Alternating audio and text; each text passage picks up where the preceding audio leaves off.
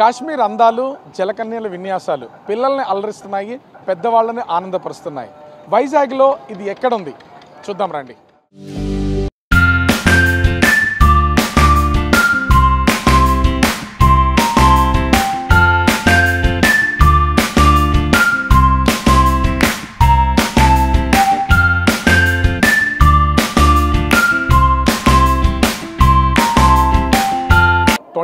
పేరుతో విశాఖపట్నంలో మొత్తం ఒక ఎగ్జిబిషన్ జరుగుతుంది. ఎగ్జిబిషన్లో ముఖ్యంగా జలకన్య అంటే సాటర్డే సండే దాదాపుగా 5-6 జలకన్యలు మొత్తం వైజాగ్తో పాటు చుట్టుపక్కల ప్రాంతాల నుంచి వస్తున్నటువంటి పబ్లిక్ని అందరినీ కూడా ఆకర్షితులను చేసుకుంటున్నటువంటిది అయితే చూడొచ్చు. జలకన్యలు ఒక్కొక్కడు, ఎందుకంటే ఇట్లాంటిది ఎక్స్పో ఇంతకుముందు ఎప్పుడు చూసినటువంటి పరిస్థితి లేదు. ఈ మధ్యకాలంలో కూడా అటు విజయవాడలో జరిగినటువంటి ఒక ప్రమాదంలో అటు జలకన్యలకు సంబంధించినటువంటిది కూడా కాలిపోవడం, డ్యామేజ్ అయినటువంటి పరిస్థితి ఉంది.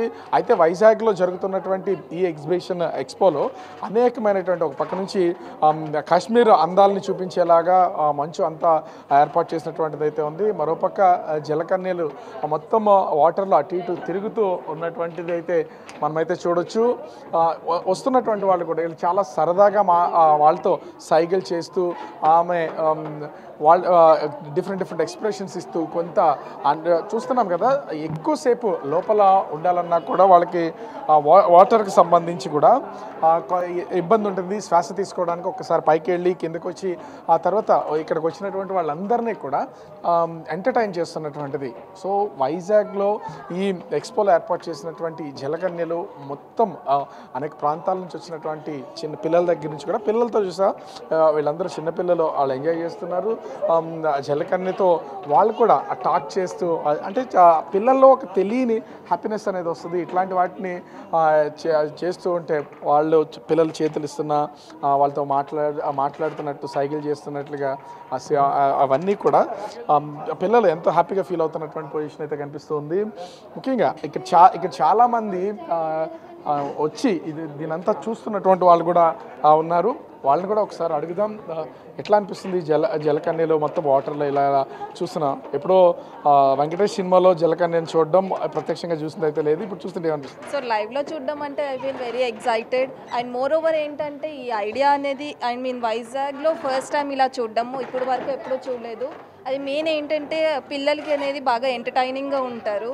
అండ్ ఈ ఐడియా అనేది చాలా బాగుంది. I feel very excited. అంటే నిజంగా చేపల్లాగా కాదు, సినిమాల్లోనే చూసాం ఇప్పటి వరకు. ఎంత రియల్గా చూడడం, అంతసేపు వాళ్ళ వాటర్లో మనమైతే ఉండలేము ఎవరో కూడా, అదొక టెక్నిక్ అనుకోవచ్చు. కానీ వెళ్ళినటువంటి చిన్నపిల్లలు ప్రతి ఒక్కళ్ళు కూడా చూస్తున్నటువంటి దాన్ని ఆ డిఫరెంట్ సింబల్స్ కూడా చూపిస్తుంది కదా, ఏమనిపిస్తుంది అవన్నీ చూస్తే?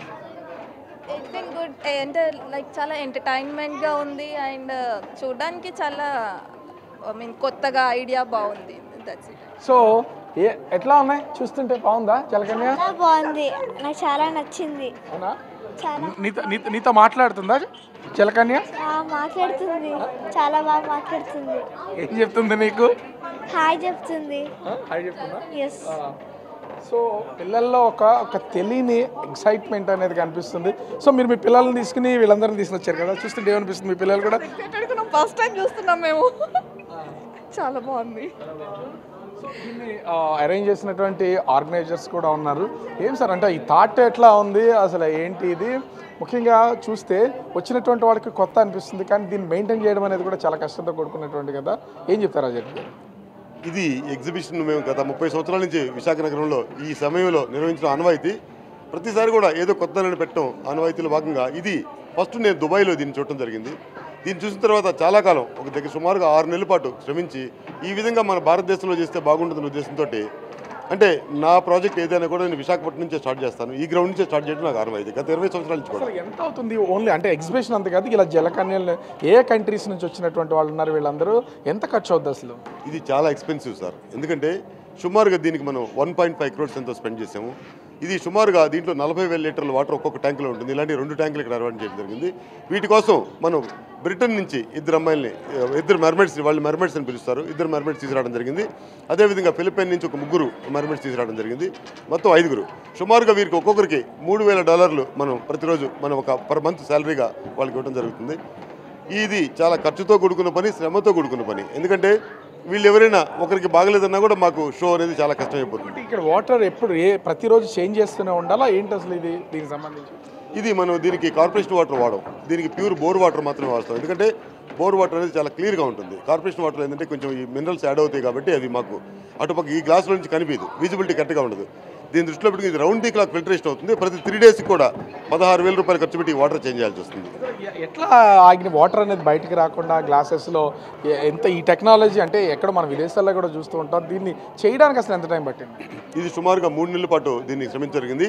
ఇది సుమారుగా 64 mm బుల్లెట్ ప్రూఫ్ గ్లాస్ తోటి ఈ గ్లాసును మనం నిర్వహించడం జరిగింది. ఇది సుమారుగా 5.5 అడుగుల వెడల్పు, అదేవిధంగా 22 అడుగుల పొడుగుతోటి 10 అడుగుల వెత్తుతోటి దీన్ని ప్లాన్ చేసి చేయడం జరిగింది. ఇలాంటి 3 ట్యాంకులు మనం ఈ ప్రదర్శనలో పెట్టడం జరిగింది. సో వీళ్ళని చూస్తే ఇక్కడ ఎంత ఒక ఎక్సైట్మెంట్, లోపల నుంచి ఫ్లవర్స్ కూడా జలకన్య ఫ్లవర్స్ని కూడా తీసుకొస్తుంది. చాలా దగ్గరికి వెళ్ళి వాళ్ళు సైకిల్ చేయడం ఒక్కటే కాదు, వాళ్ళు ఏం చెప్తే అది ఏదో కొంతమంది వెళ్తున్నారు టాటా చెప్తున్నారు హార్ట్ సింబల్ చూపిస్తూ, తను నోటితో కొంత వాటర్ని బయటికి చాలా డిఫరెంట్ షేడ్లో తీసుకొస్తున్నటువంటిది అయితే మనమైతే చూడొచ్చు. సో ఇంత అంటే కొంచెం ఈ ఇండియాలో చాలా అంటే ఇట్లాంటి వాటిని చాలా తక్కువగా చూస్తుంటాం. వాటి అన్నింటికి సంబంధించి ఇప్పుడు జలకన్యని విశాఖ తీసుకురావడంతో విశాఖలో ఉన్నటువంటి ప్రజలు మొత్తం అందరూ కూడా చూడడానికి వస్తున్నటువంటిది అయితే మనము విజువల్లో చూడొచ్చు. దీనితో పాటుగా ముఖ్యంగా చూస్తే అటు ఎగ్జిబిషన్కి వచ్చే అంటే సేనాద్వారాలు అయితే కిక్కిరిసిపోయినటువంటి జనం ఉంటున్నారు. చిన్నపిల్లలను ముఖ్యంగా ఎక్కువగా ఆకర్షిస్తున్నటువంటి నేపథ్యంలో ప్రతి ఒక్కరూ కూడా విశాఖలో ఏర్పాటు చేసిన ఎక్స్పో 2025కి చాలామంది రావడం, జలకన్యలు మాత్రం ప్రత్యేకించి చూసి వెళ్తున్నటువంటిది అయితే కనిపిస్తుంది. Hello, I'm Mermaid Zaraya, also known as Deborah, and now I will interview my friend and companion. So, hello, what's your name? Hello, Deb. You know my name. I'm Cleo, your friends from Italy. Oh, yes, of course. And what is your mermaid name? My mermaid name is Thalassa. And mine is Zaraya. So, I know where are you from, and what can I say? Oh, what about Italian food? Oh, Italian food, it's so good, and they have a lot of tastes, and I hope you enjoying one time you going in Italy in the future, maybe? Yes, of course, you must come to enjoy.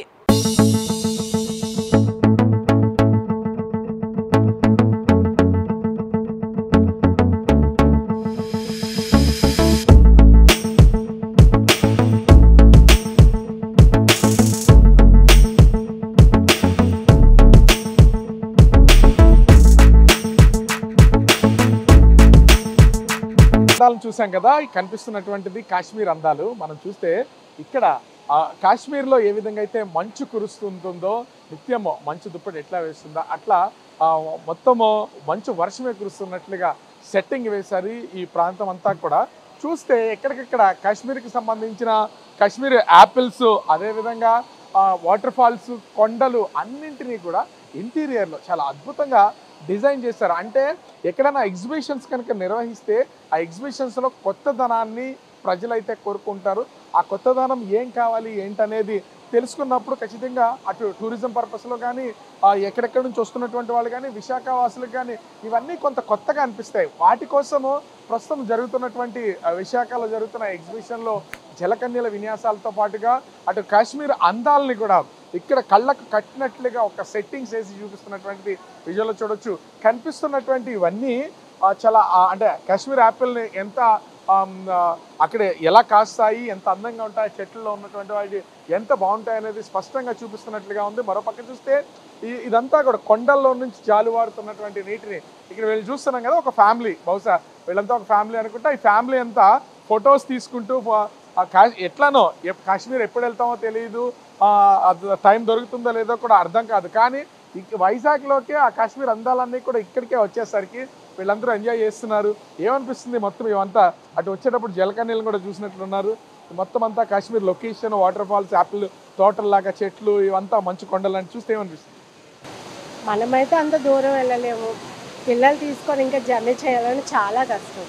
పిల్లలకి ఈ vacations మనం explain చేయడానికి కూడా చాలా రీజనబుల్గా, నీట్గా, డీసెంట్గా ఉంది. అక్కడ మంచు కంటిన్యూ అంటే పైనుండి మంచు మీద పడుతుంటే ఎట్లా ఉంటుందో కళ్ళకి కట్టినట్లుగా కనిపిస్తుంది. ఒక పక్క వాటర్ ఫాల్స్, యాపిల్ తోటలు, ఎట్లా ఉంది అసలు ఇదంతా? అసలు అక్కడికి వెళ్ళి ఎంజాయ్ చేసిన ఫీలింగే ఉంది. మనం అక్కడికి వెళ్ళి ఎంజాయ్ చేయలేని ఫీల్ అంతా అది ఇక్కడే కనిపిస్తుంది. ఆ యాపిల్స్ కానీ, ఆ వాటర్ ఫాల్స్ కానీ మనం అక్కడికి వెళ్ళి దగ్గర నుంచి చూడలేం కదా. అదే ఇక్కడ తీసుకొచ్చి పెట్టి మన కోసం మన వైజాగ్లో ఇంత నీట్గా ఎక్స్ప్లెయిన్ చేసి ఎగ్జిబిషన్ బాగా చాలా బాగుంది. స్టార్ట్ అయిన దగ్గర నుంచి మొబైల్కి పని చెప్తూ మొత్తం అన్నీ చూపిస్తున్నారు కదా, ఎట్లా అనిపిస్తుంది? మొత్తం కాశ్మీర్ చూసినట్లే ఉందా? అవును, అలాగే ఉంది. చాలా రియాలిటీగా ఉంది. సో ఇక్కడైతే చూడొచ్చు కాశ్మీర్లో ఉన్నటువంటి అందాలు ఎంత అద్భుతంగా ఉంటాయనేది. అందరూ కూడా ఒకటి ఖర్చుతో కూడుకున్నది, అంత దూరం వెళ్ళలేనటువంటి పరిస్థితి ఉంటుంది. వాటన్నింటినీ కూడా ఇక్కడ కళ్ళకు కట్టినట్లుగా చూపిస్తూ సెట్ చేసినటువంటి సెట్టింగ్స్ అయితే చూడవచ్చు. మంచు పర్వతాలు, మంచు కొండలు, చిన్న చిన్న ఇళ్ళు. ఎందుకంటే కాశ్మీర్ కొండల్లో మనం పెద్ద పెద్ద స్టార్ హోటల్స్ని, భవంతులను చూడలేం. కానీ ఇక్కడ చూస్తే చిన్న చిన్న ఇళ్ళని, ఆ ఇళ్ళ నిర్మాణాలని, వీటన్నీ ఇక్కడ సెట్టింగ్స్ రూపంలో వేయడంతో అనేక మంది విశాఖవాసులు ఇక్కడికి రావడం, అటు ఫ్లడ్ లైట్లు వెలుతురులో రాత్రిపూట ఆ లొకేషన్ మొత్తం అంతా కూడా ఓపెన్ ఎయిర్ ఉండదు కాబట్టి ఈ మొత్తాన్ని క్లోజ్ చేసేస్తున్నటువంటి నేపథ్యంలో ఇదంతా కూడా చూసి ఎంజాయ్ చేస్తున్నటువంటి పొజిషన్ అయితే ఉంది. వచ్చినటువంటి వాళ్ళు ప్రతి ఒక్కళ్ళు, ఇప్పుడంతా టెక్నాలజీ పెరిగిపోయింది. అటు రీల్స్ చేస్తూ ఇన్స్టా, ఫేస్బుక్, వాట్సాప్ అంటూ రకరకాలుగా సోషల్ మీడియా ప్లాట్ఫామ్లో అన్నింటినీ వాళ్ళకి తెలిసినటువంటి వాటిని, వాళ్ళు చూసినటువంటి వాటిని అన్నింటినీ చూపిస్తూ చేస్తున్నారు. కాబట్టి ఇప్పుడు దీనికి ఒక ఇమేజ్ పెరుగుతుంది. వాళ్ళు చేసేటువంటి రీల్స్ కూడా వాటన్నింటినీ చూపించడం కోసమే ప్రతి ఒక్కళ్ళ మొబైల్ కంటిన్యూగా పనిచేస్తూనే ఉంది. చూడడానికి ఇది చాలా రియాలిటీగా మనము నిజంగానే కాశ్మీర్ లాంటి ప్లేస్లో ఉన్నాము. ఇక్కడే మంచు కొండలు ఉన్నాయి. అదేవిధంగా చూస్తే మొత్తం అంతా కూడా మంచు కొండలతో పాటు ఆ ఇళ్ళు, ఆ తర్వాత వాటర్ ఫాల్స్, యాపిల్ చెట్లు, వీటన్నింటినీ చూస్తే చాలా అంటే చాలా అందంగా కనిపిస్తున్నటువంటిది అయితే ఇక్కడ ఉంది. వస్తున్నటువంటి ఈ చూడడానికి వచ్చేటటువంటి అనేక మంది పర్యాటకులు, అంటే ఇతర ప్రాంతాల నుంచి వస్తున్నటువంటి వాళ్ళు కావచ్చు, అదేవిధంగా ఈ ప్రాంతానికి సంబంధించినటువంటి వాళ్ళు కావచ్చు. పక్క నుంచి జలకన్యల్ని, మరో పక్క ఈ కాశ్మీర్ అందాలతో కూడినటువంటి ఈ సెట్ని మొత్తం అంతా చూసి ఎంజాయ్ చేస్తున్నారు. దీనితో పాటు ఎగ్జిబిషన్లో డిఫరెంట్ ఫుడ్ ఐటమ్స్, అదేవిధంగా చిన్నపిల్లలు ఆడుకోవడానికి, ఎంజాయ్ చేయడానికి అనేక ఉన్నటువంటి నేపథ్యంలో విశాఖ వాసులకైతే 2025 వైజాగ్ ఎక్స్పో అద్భుతాలను చూపిస్తుంది. ఇక్కడ కనిపిస్తున్నాయి. ప్రతి ఒక్కరు కూడా వచ్చి ఎంజాయ్ చేస్తున్నటువంటి పరిస్థితి కనిపిస్తుంది. కెమెరామెన్ అజయ్తో రాజు, బిగ్ టీవీ, విశాఖపట్నం.